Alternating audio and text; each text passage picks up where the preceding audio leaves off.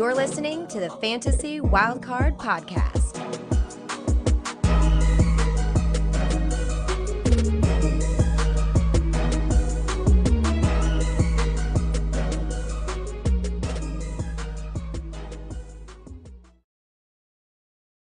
Yes. Hello, everybody, and welcome back into the Fantasy Wildcard Dynasty Show. We are back again this week. And guess what, ladies and gentlemen? We've got the best two from the Fantasy Wildcard team. We got me, Mags, at Hot Take Mags over on X, and we got the GOAT himself. We got Kev back in the wildcard chair. You can find him over on X at Dynasty_GOAT. Kev, great to see you again, mate. How are you? I'm absolutely delighted to be back on the show. Took a little break away from content last week. It was meant to be a relaxing, calming week away from everything NFL and end up in London, stuck in Storm Babette. Got about a food poisoning walking around London with a pair of boxes in my pocket. So not ideal, but you know what? I'm absolutely delighted to be back talking American football, talking Dynasty. Can't wait. How are you doing, mate? Yeah, I'm doing good. I was, maybe the only part of Scotland that wasn't affected by Storm Babette. I've seen videos from loads of friends just sending me over stuff, and some of the things just unbelievable. So, happy it didn't affect me too much, which was nice. But yeah, it's good to be back on the show chatting to you, mate. And we got a couple of amazing topics as always for everybody to get into. We're going to start off with you, Kev. You're going to talk a little bit about, types of players, I suppose we could say, in Dynasty football, right? Yeah, Dynasty Archetypes. So I absolutely love this word to begin with. So good word. I guess anyone that's unfamiliar, it's kind of what an ideal person would look like, their size, their shape, their speed. It's the sort of types of players that we have in Dynasty. So you might have your tall, fast wide receivers at X. You might have your small scat back, receiving running backs, these sort of things. So I guess the thing that got me on thinking about this was the two standout performances for me this week in Dynasty, which was the continued Alvin Kamara performances, smashing it from his return, and also Jahmyr Gibbs' breakout game, which they're not exactly the same in terms of identical size speed, but they are smaller guys. They're very proficient in the receiving game. And I think the guys that don't need 100 touches to really stand out and show that explosiveness, that killer instinct on the field. And as natural people, we do tend to have biases and certain types we like. So anyone that's familiar with any of my content, I like DeAndre Swift, I like Devon A-Chain. So I've got a type, and while that sort of type is hitting at the moment, I've also got the types that have failed. Look at Terrace Marshall, Quentin Johnson, the taller guys that aren't very good moving laterally. So I think what I want to get people to consider and really think about moving forward is player archetypes. What are the player types that hit? What could be the range of outcomes for a certain guy? Think of someone like Puka Nacua. He's, in my opinion, on a spectrum towards an Amon-Ra St. Brown, someone that's going to be a volume monster no matter who's on the field with him, and someone that's really outproduced what his expectations were, a little bit like Amon-Ra St. Brown. So just getting people to think about what are the types I want to go for. Is the way to sort of refine it so that you're getting even better at your player evaluation, but also it takes you away from that bias of seeing a player and just attaching to that player. Think of them more like they do this, and this. That fits with players I've seen in the past, and it'll really help you in your long-term process. So I just want to know, first of all, Max, have you got any specific player archetypes that you're really into or that you tend to follow? So I suppose the one for me is I just seem to can't stop drafting sort of big, strong pass catching tight ends. That's kind of my thing. I think that's something I always gravitate towards a little bit. Now our good friend Rich Cooling has brought up several times, on my show and on this, I believe as well, that with all of the statistics that he looks up, and I know he does a lot of work in this, there's no link between size, weight, and speed at certain positions and how successful you are. Definitely at wide receiver, which, obviously the numbers are there for that. But I kind of look at the archetypes like, I don't personally have a favorite archetypes, but I know NFL coaches do. So that's what I'm looking for whenever you get the perfect combination. Like whenever you get someone like a Devon Achane going to the Miami Dolphins, tick and tick. Perfect. Once you get the 2 ticks in the boxes, then I'm looking to, go and get some of these players. And then I'm getting excited about where they're going. Whenever the archetype of the coach matches up with, that player and the skill set they have, that's whenever I get excited. So I don't necessarily go immediately just for certain archetypes, but if I get the landing spot plus, the coaches, what they want matching up, then I'm getting excited.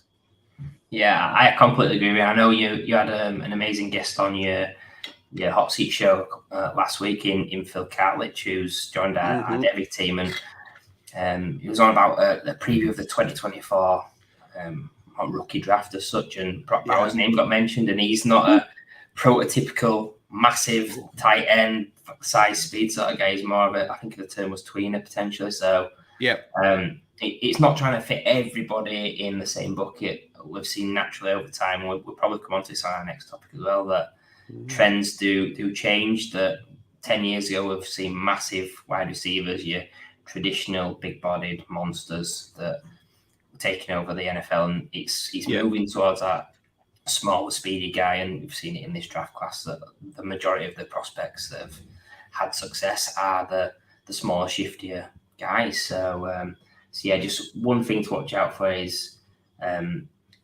be open that things can change in the future. Whatever works now can shift over a couple of years, but I do think it is a good idea to put players in buckets and understand the range of outcomes, because then you kind of know what you're getting. You're making bets on statistics, data, as opposed to, I really like this guy because he made a nice catch.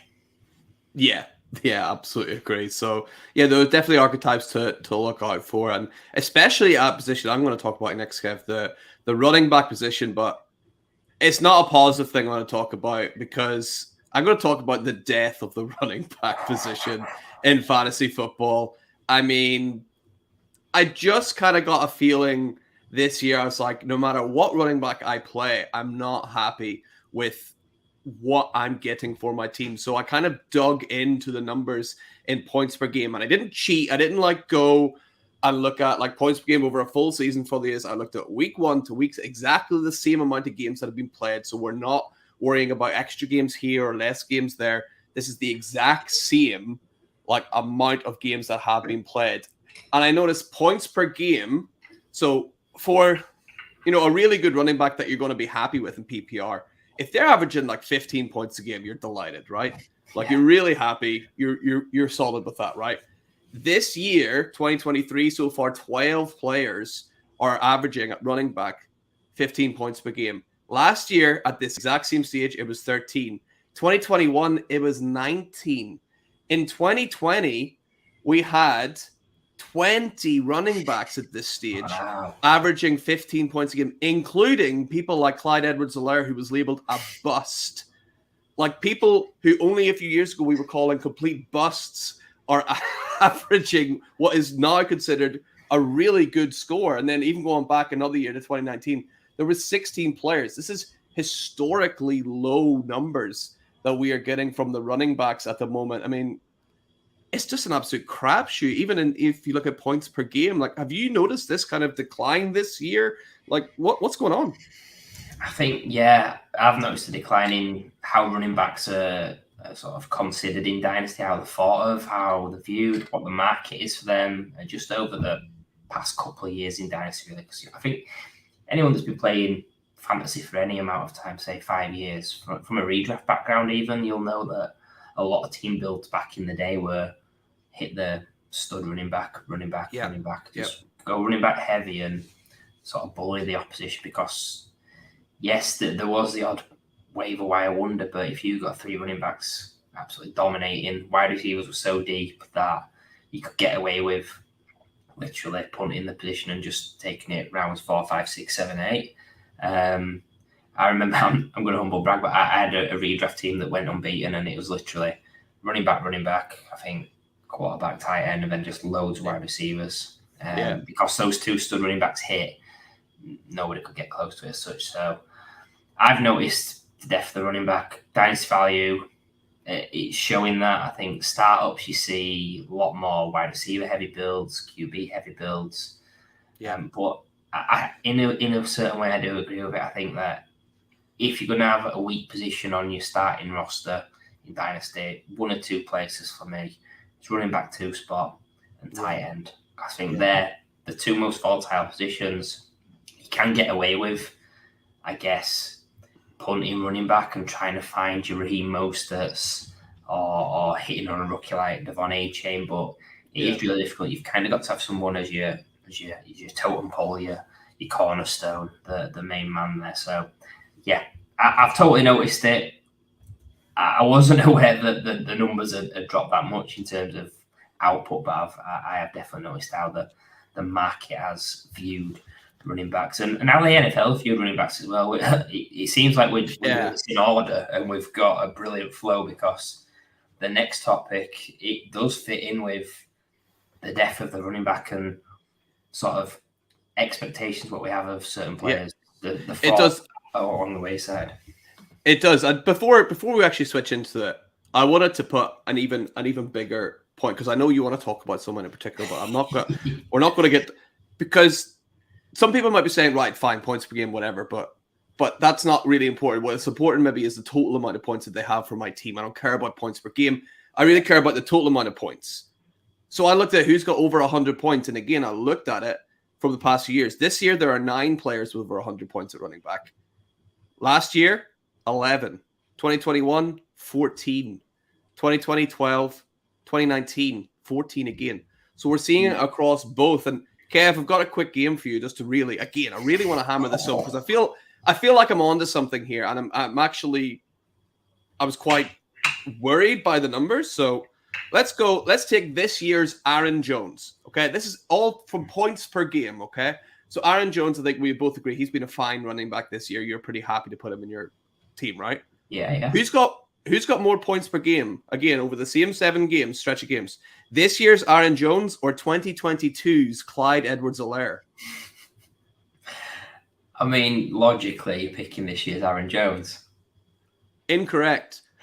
Clyde Edwards-Helaire in 2022 had more points per game. Let's go again.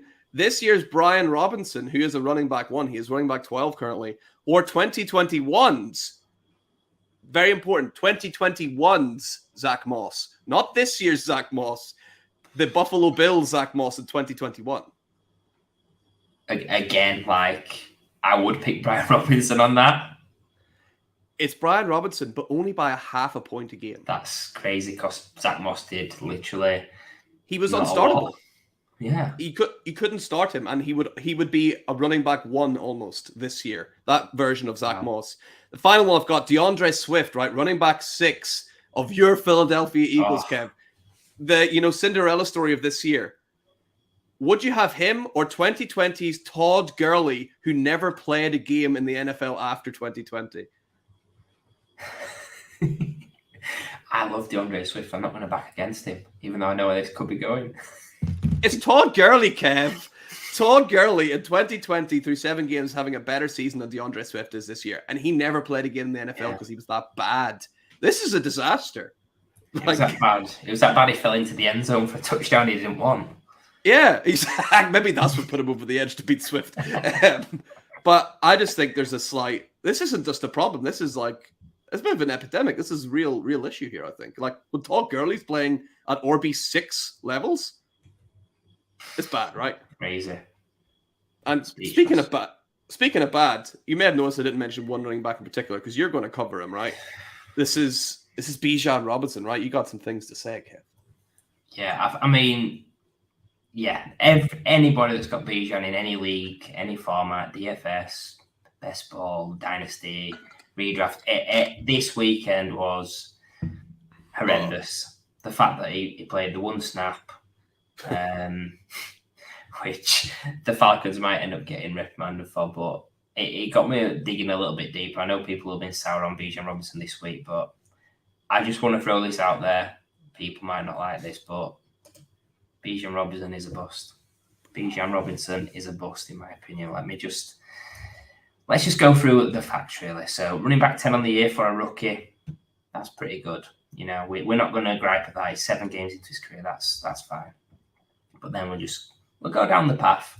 Running back 18 fantasy points per game. Yes, he just had this week where he had 1 snap or whatever. Yeah. Still, running back 18 fantasy points per game. He had 0 finishes in the top 6. He was a rookie 101. He was a running back 2 or 3 overall in redraft. Based on that, he's a bust so far. He looks great on the highlights. He's been really, apart from this week, he's had a really safe floor. But in terms of what you was expecting or what you can project into the second half of the season, he's a bust. And people probably don't want to think of it like that because he's been fine. And other guys like, say, Jahmyr Gibbs haven't done as much. Some of the wide receivers haven't really hit the heights. Jackson Smith and Najigba. Obviously, Anthony Richardson's injured, so you could have some solace in that if it was that between those two. But he's been a bust, and just think about the future. Is this going to change into second half season? Is it going to change into 2024? So that's my view. I think for what his price was, what his expectations were, and what he's done, I think he's a bust. Please give the audience a balanced view. I mean, you can't say he's not, though, right? This is everybody's dynasty running back 1 overall. This was some people's redraft running back 1 overall this year. This is somebody who should be right up there with Christian McCaffrey and all the other guys up near the top, and he's nowhere close. Like, he's not even, like, running back 18 overall in fantasy points per game. Devon Achane is ahead of him, and he's played, 2 less games? And he still is considerably ahead of him in overall points, not just points per game, overall points. And I mean, sure, we could maybe talk about next year will be better. He's in the perfect situation. The team that statistically runs the ball more than any other team in the NFL last year ran the ball like at an all-time historic level high. And he's in this team, and he still isn't right up there with the best of them. I think you have to consider him a bust. Is he a bad player for your team? No.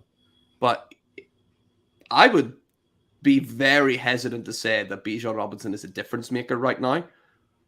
All that being said, I think he's very, very talented. I think he's very, very good. I'm not really worried about Bijan Robinson and like for the long term. I think he has the ability to kind of claw his way out of whatever hole that he's in and by the end of the year be right up there.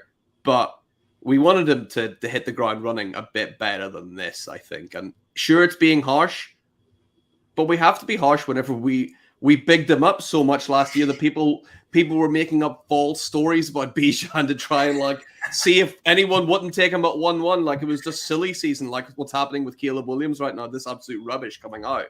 Like he was such a slam dunk prospect, and at the minute he's not playing like one. Like you just have to be honest, right?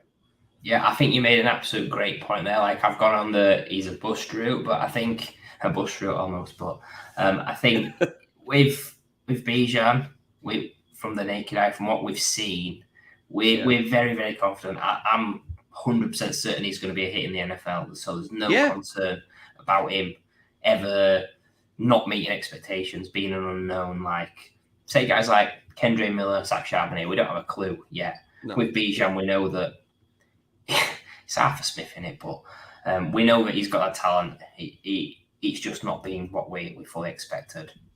I think I'm conflicted because in Dynasty, I think you should always play for this season and next season. And if you're asking me, my Dynasty running back 1, can Bijan finish top 3 either of those seasons, this season or next? I'm hesitant. He's the most talented guy in the NFL from what I've seen in the 6-7 games, but I mean, if I'm just taking this season, he's nowhere near McCaffrey. Next season, I can't put him above McCaffrey again. So he's, with that respect, he's not my dynasty running back one as it stands. And I think when you've got other guys that have started to build back up, like Breece Hall, you've got Jonathan Taylor now signed. There's got to be questions as to he's not the home run hitting running back, dynasty running back one that we all thought. He's got it in his locker if his scheming changes, if he's getting better touches, if he's getting put on the injury report when he's needed, so we don't play him as well. But yeah, people need to think about it. Yeah, agreed. And any kind of sneaky buy winner for Bijan, I'm still going to take it. But people are still going to want 3 firsts for Bijan Robinson, which I'm just not going to pay for any running back. I don't care who it is. I'm just not going to do it. Right? Are you in the same boat with that? Yeah, like paying a first for any running back, it's dangerous. Honestly, because they're that fragile. You could pay a first and then bang, they're done. And you can say that about any position, but running back's so bad for it. Players like Taylor, Hall, Bijan, CMC, I think like a first and something extra, but getting to 2 firsts must be crazy. Yeah, I think it's a lot to pay for them, and we're gonna move on to another game, Kev. I've been enjoying playing some games. I like playing some games with Ali last week, so I thought I'd play some games with you as well. I've got a game of Would You Rather. I'm sure we've all played this before, but this is kind of based on, we've seen, recently whenever the Dolphins went up against the Eagles there, the Dolphins, I've seen them being called like flat track bullies a little bit, right? And maybe these matchups aren't always as slam dunk as you think. So I've got a couple of scenarios for you, Kev. It is player A in a really bad matchup versus player B in a really good matchup. And just how far would you stretch to play, in my opinion, player B, the worst player, but because they've got a really good matchup, would you actually start them over player A, who is, by all accounts, the better player in general? So I've got one for quarterback, running back, wide receiver, and tight end. Okay? Cool, yeah. So what would you do here? Who would you start? You've got a quarterback. You got Josh Allen. He's quarterback 1 on the season right now. He's going to go up against the San Francisco 49ers. Obviously very tough. Yeah. Or would you play Jared Goff against the Denver Broncos? You can only start 1, right? Is that at Detroit as well, at home? Yes. Yes. Isn't it? Yeah. Yes, it's at Detroit, where Goff is a god, right? Goff is a god at home. So when you get to the top end of especially QB, I just think no matter what the matchup is, I'm playing your studs. Yeah.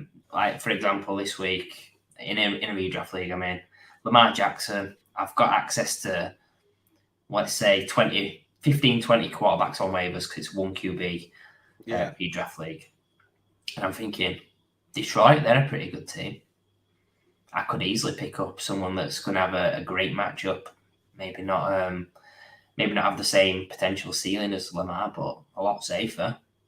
Yeah, but I'll stick with Lamar because I've drafted him early. He's got that 4 ceiling combo in such a tough matchup, and this week he did work in his favor where he smashed. I think in terms of dynasty, at QB, you can't see your studs. I think Goff is appealing, but not close enough for me on that. Yeah, I would tend to agree. If you got Josh Allen, you start Josh Allen. Like you can't sit him. Like it's no matter what the matchup. Ever. 100%. Yeah, I'm 100% on board with that. Okay, so let's see if the running backs might entice you a little bit more. Then, so are you starting Raheem Mostert, running back 2 on the year? With Devon Achane still out, by the way, so he's got the backfield to himself. But he's playing against the Tampa Bay Buccaneers, who are very good against the run. Or do you start Tony Pollard against the Giants, who have been awful? See, this is interesting because running back, I treat running back a little bit different. And it's funny you mentioned Mostert. I saw the match against the Eagles. I thought, you know what, I'm playing him because he's running back 2-3 on the season. Yeah, and I did have options to move off that were decent options, like Swift, for example. I still played him, and he disappointed. which Yep. that, like one player it worked, one player it didn't. I think Tampa Bay's a really good rush defense. If that was down to my final pick, Mostert or Tony Pollard, I'm probably leaning Pollard ever so slightly, just based on, I think the range of outcomes for this week is very similar. But again, I would just say, if you're playing as many leagues as me, do a bit of both. If you've got a decision in 2 leagues, do one for one for the other, and try and balance it out with what you're needing from that guy. If you're needing a 30-point game, we know that most has got that in him. If you're needing someone that's going to get you something between 15 and 18, Pollard your man. Yeah, I think you're spot on. Unless it's Christian McCaffrey, like guys that are huge difference makers. Like I'm not, like Raheem Mostert is a fine running back. He's been doing really well this season, obviously. But unless you're an absolute superstar, I'm happy to take people in and out from that running back position each week, depending on matchup. But let's see if you're the same for wide receiver then, Kev. So I've gone 2 Dolphins players because of what we just seen against the Eagles. So I've gone Tyreek Hill, right? The wide receiver one being amazing, was great against the Eagles as well, apart from that drop, which I'm sure you loved. And he's going up against the Cleveland Browns, though, who are obviously very, very good on defense. Or, no, this is a curveball. I'm sorry, but I had to do this. It's so fun. In a parallel universe, you've got Jalen Waddle playing the Chargers. Who would you start? Yeah, it's Tyreek for me. I just think, like, we know that Bill Belichick's he's meant to be the greatest of all time. I don't think he is, actually, but that's another story. Tyreek Hill, what he's been doing is fantastic. Every week he's got to be the focus of the defense, and he's still on pace to crush records. So I think you've just got to play him. But I do like the question a lot. Yeah. He's that ilk, right? I think we've sort of a pattern here where if you're an absolute bona fide stud, I'm gonna play you. If you're Josh Allen, if you're Christian McCaffrey, if you're Tyreek Hill, I'm gonna play you no matter what. And the last one, a tight end, which is always a bit of a weird one anyway. We got Mark Andrews also playing the Browns, or we got Evan Ingram against the Bears. Are you sticking to the start your studs rule, or is tight end slightly different? Yeah, Andrews is still a top 3 for me, so I'd lean Andrews on that. Yeah, I would do the same on that, Kev. So that's all the would I rathers I've got for you. But I was finding that's an interesting thing. Just like, how bad does the matchup have to be, or how good does it be before I take someone out or put somebody in? I think the trickiest part of your start sit decisions, just for me personally, is your wide receivers. Yeah, I always seem to get wide receiver wrong because if you're building your rosters right, you've probably got, say, a couple extra on your bench that could come in, and no matter how you play it, you end up getting something wrong because it just never goes 100% how you expect. Well, yeah, I almost picked for our DFS show. I almost picked Calvin Ridley as one of my picks because I'm going to drop him next week because I'm sick of him. So he's going to go off because I'm dropping him. So yeah, that's definitely happening. Love that. Yeah. So that's the end of would you rather. That was a fun little game we played there. So Kev, we kind of briefly mentioned them earlier. We're going to take a little step forward. We're going to talk a little bit about the 2024 draft class, right? And should you be looking to tank right now for that, or what are you thinking?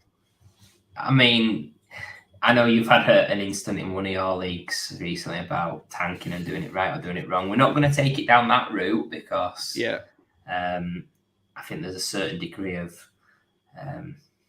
playing with decent etiquette. I know I have played in leagues where I've maybe bent the rules in the past with friends, but any public leagues try to be as decent as possible where there's rules in place. Where there's not rules in place, obviously, play a little bit in the dark. But tanking for the 24 draft class, just watching the games this weekend, it got me thinking about all these NFL teams are doing it wrong.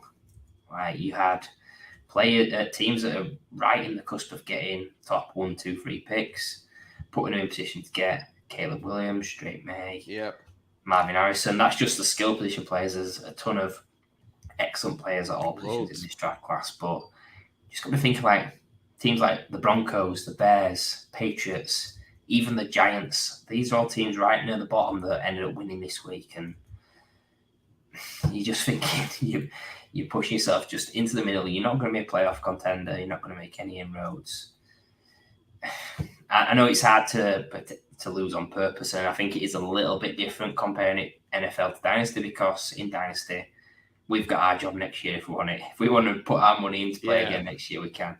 In the NFL, it's slightly different, so I do get that. But it just got me thinking about tanking in Dynasty, that you need to be, if you're looking to finish bottom, if you're looking to rebuild, you need to have a bad enough team now to lose games and not be like the NFL teams that are aiming to lose, but they're not done enough to get rid of players. That's why I kind of like what the Titans are doing. They've made the trade of Bayard to the Eagles. I expect Henry to go as well. They're going to bring themselves back down in terms of the draft, etc. So, yeah, just I guess initially getting people to think about tanking, rebuilding.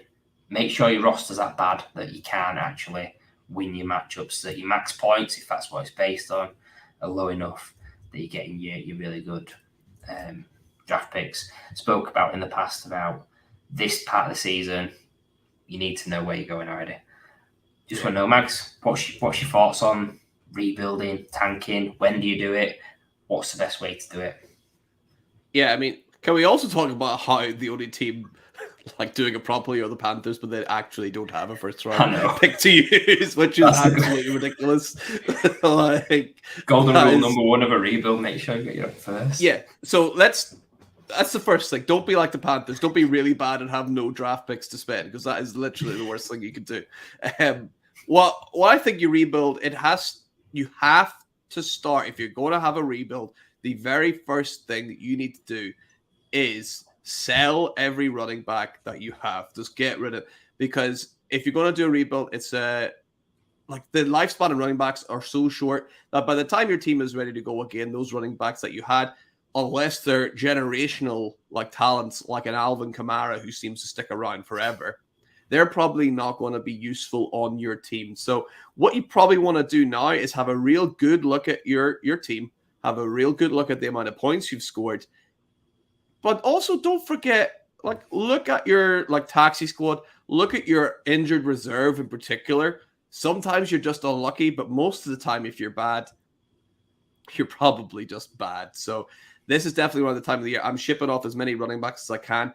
I'm trying, if I can, to hold on to things like my wide receivers, like if I have any young, talented wide receivers, I will try to hold on to them because they're more a long-term value. If I have older quarterbacks, I'm happy to ship them off as well. I'm in a rebuild. I was very happy with this deal. I sold Dak Prescott for 2 first-round picks. I'm happy with that. Nice. Very pleased. It is super flex. Quarterbacks are worth more. But, I mean, Dak is, 30 years old now. He's had a couple of injuries. I was happy to take that and add it into my rebuild. So I think what you want to do is be aggressive with trades. You want to offer people out as much as possible. We're in a league together, Kev, where I'm trying to rebuild. I offer Cooper Kupp to everybody every single week. I think I set up my own trade. Finally, it came through, and I got, I think a first in Christian Watson for Cooper Kupp, which I'm very pleased with. But I had to be like on the ball with it. I had to keep offering it to people week after week after week. You have to be on. The team's not going to blow up itself. So thank you, Paul Pickett.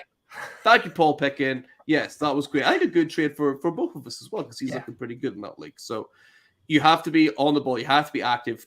Your team is not going to blow up yourself. What's going to happen if you're not active is you're going to end up winning games here or there that you don't want to, and you're going to end up with Drake May instead of Caleb Williams. It may not sound bad, but you're going to regret it. Indeed, I think when I was on the hot seat with you last year, I spoke about a fishing analogy about this time of year, and essentially it means you need to get in early. You need to be doing your trades when there's plenty of fish out there, when there's several teams that think there could be contenders if you're selling it going into a rebuild. Because if you try and you might have 10 fish now, you get to week 11, 12, you've got 2 fish. And effectively, you kind of stuck because there's only them to trade to. If you desperately need those picks, they've got all the leverage. So I think get your business done early. The longer you let it go on, the worse price you're going to get. You're going to have to pay more. I think definitely by now you should know, are you a rebuilder or are you a contender? If you're in the middle, again, the amount of teams I see just trying to sneak into the playoffs and then make the move, it's not the way. Because essentially it's a game of luck in the playoffs. Yeah. You want to get in that top 2, and you've got less coin flips to win the ship if you get the bye. Draft pick's going to go up in value. The draft class is excellent. There'll always be a way to pivot when you get closer towards the draft as well, because every draft class is the best draft class. This 23 class is meant to be generational. It's not so far. 2024 is meant to be generational. Again, it's probably going to be overrated, as is most years. There's just that 1 or 2 in the past decade that have been unbelievable, which prop everything else up. Yeah. Just please, if you're doing trades, get them done really soon, because otherwise you're going to really struggle with value. Yeah, and I've got 2 quick other tips actually for people rebuilding. Because it's one of my favorite things. I love taking on orphan teams and rebuilding. I love doing it. So 2 quick tips. 1, when you're trading, target people who are currently doing really well, who are undefeated, but also happen to have an oddly low total points for, because they're probably lucky. So what you want is their picks, because they're thinking, oh, I'm a contender, I'm doing really well. But actually, things will even out and they might end up falling down and missing the playoffs. So you've actually got a much better pick for what you got from that first round pick from them. Second thing, if a team is doing really, really well, check what the roster looks like. If they have Saquon Barkley, Alvin Kamara, some older kind of players in there, go after their 2026 first. Go after their 2025 first, because it's going to be very hard for them to turn that team around and keep it healthy and running well in 2026. So you might end up getting a really high pick then. And by then, everyone's going to be going crazy about Arch Manning, and you're sitting pretty with that pick anyway. So, it all comes around, like you said, Kev. So get involved with that. Look for those old teams, get their picks for later on. Look at those lucky teams, get their picks for this year. So that'll be 2 extra little things I would add it. Love it, mate. We're going to move on to another one of my favorite things, which is the waiver wire. Or as you put it, Kev, you put in our show sheet, some waiver flavor, right? Absolutely love that. Yeah, I think it's all because I think my first ever article series about 5 years ago was called Waiver Flavour. But it was the American spelling without the U, so Waiver Flavour. Flavor, right. So what you have to do with waiver wires, especially this time of year, you almost want to be a bit of a soothsayer here. You want to be able to predict what is going to happen. And the way you do that mostly is you look at who's getting injured and who's going to fill that gap. And generally, for me, it's at running back. For example, Darrell Henderson to the Rams, light bulb. You see Rams have a space open up. Kyron Williams goes down. For some reason, everybody thinks it's going to be Zach Evans steps in. If I'm Sean McVay, I'm not playing Zach Evans because 1, Zach Evans sucks. And 2, Darrell Henderson is there. He knows the system already way better than Zach Evans. He's someone that he trusts. He's going to come in and play him right off the bat. And we've seen what happened. The same last year when we had, and sort of this year as well, with Devontae Foreman, you look at the team around, where was Devontae Foreman? Who went down at, was it last year? Was it 2 years ago at the Titans, whenever Derrick Henry went down and Foreman was there? Yeah. Who is the guy on that roster that is most like Derrick Henry? It was Deontay Foreman. It was easily Deontay Foreman, but yet other people went out and picked up, I can't remember the guy's name. I don't even think he's in the league anymore. Hilliard or someone, was it? Yeah. He was never going to be the guy. It was always going to be Deontay Foreman because he fits in with the system. So that's what you kind of want to get into, like a coach's mindset and think, well, who's the coach going to play? Not who do I... Yeah, right. Use the archetype. You're right. 100%. Nice full circle moment. Think, if I was this coach, I want X to happen in this team. Who is the player most likely to make X happen? It's Darrell Henderson. It's Deontay Foreman. So you want to do that, and also don't wait for them to be trending on Sleeper because that's too late. Everyone knows. So you got to jump in ahead of that. You got to be more on the game, right? Yeah, I just remember the good old days on NFL.com where for waivers you had to literally go in through a list of players and work it out for yourself. And I think Sleeper's a fantastic platform, but it does help the casuals more with the trending and getting ahead of the game from that respect. So completely agree with that. I think in terms of how I would want to use it and target the waiver wire, I think biggest thing for me is be aggressive early on in the season. If you've spent all your fab by now, so what? You when it gets to week 15, 16, you're going to be looking to find anyone that's of note. I think you made a great point about sort of recycling, and I think because of the nature of, say, running back, for lots of running backs gone to IR, at that point, stick them in your IR slot, take another dart. You're looking for any running back on a 53-man roster. I think just be aggressive, target running backs. When there's QBs that are potentially going to come into a role that could be on waivers, go for it as well. I know like Gardner Minshew was on waivers in a couple of leagues of mine. Yeah. You can get at least a third for him now, or you've got someone that's potentially a QB3 on your roster, a spot starter. We've seen like this week, you have that mega performance as well. So certain players that do come up at QB and tight end especially, you can really put the chips in. I know Dalton Schultz on a lot of waiver wires a couple of years ago. Geno Smith was another before he got the job. So just, I think, be aggressive, but also be really active as well, especially at running back. Yeah, exactly. And your ownership, like if you look at great thing, like, is it Dynasty Planet, Kev? Is that the website with that guy? Yeah, so good. Where you can check like your overall ownership of players. My 5th owned player in Dynasty is Darrell Henderson because of waiver wires just last week. He is now my 5th most owned player. My most owned player in Dynasty is now Craig Reynolds. I own him more than anybody else because of the waiver wires. And now I'll probably go and I'll go ahead and I'll drop him later in the year. But for now, he's a maybe okay asset to use. Like, and it's free. Like I could just drop him. That's fine. Because of waivers, I've now got like a 30% share of Robert Woods, who was on waivers last year. Now he's fine to use now and again. 23% Brock Purdy. Absolute slam dunk. Yeah. Right? So always be aggressive. Always go after these guys. If it doesn't work out, like Aiden O'Connell, I had like loads of Aiden O'Connell. Doesn't look like that might work out. So I'm just happy just to drop him. So remember, these guys are free. So you may as well shoot your shot. Don't be afraid to drop absolute dead weight on your team like Chase Claypool or people like that are never going to make a difference anyway. Just drop them and move on and keep doing that and have that one minimum slot on your team where you have availability for the waiver wire. And you're right, Kev, be aggressive, right? And that's an aggressive end to the show, I feel. I like it. Be aggressive. Yeah. We normally end on a lighter note. So I'll take it down a little bit. So that has been our week 7 recap of Dynasty. Aggressive recap nonetheless. But thank you so much, everybody, for coming to join us. Kev, you had fun tonight. I hope I haven't been too aggressive. No, I'm going to cry myself to sleep, but it's been fantastic to be back with you. Obviously, Ali's not here. We could be missing him for, I think, the next couple of weeks. So, just get well soon, Ali. And it's been a blast to get back in the seat with you, Mags, and kick it how we do it.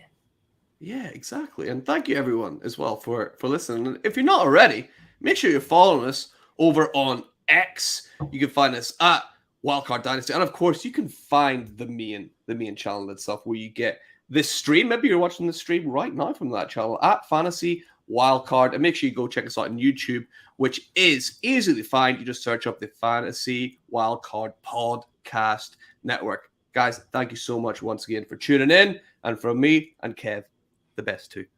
We'll see you next week.